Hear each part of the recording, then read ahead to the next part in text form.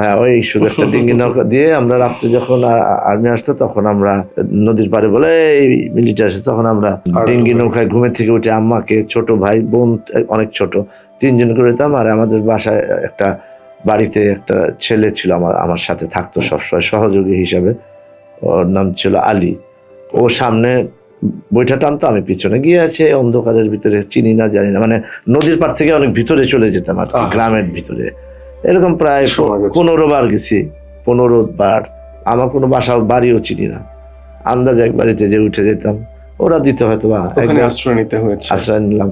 তো তারপরে একবার আমার ফুপুর বাড়িতে গেলাম বালেঙ্গা, যাওয়ার পরে ওই বাড়িতেও জায়গা নেই, ওনার অনেক সব আত্মীয় স্বজন চলে আসছে।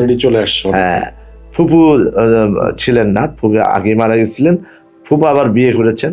তারপরে খুব আমাদের আদর যত্ন করে একটা রান্নাঘর, তখন বর্ষাকাল, বৃষ্টি।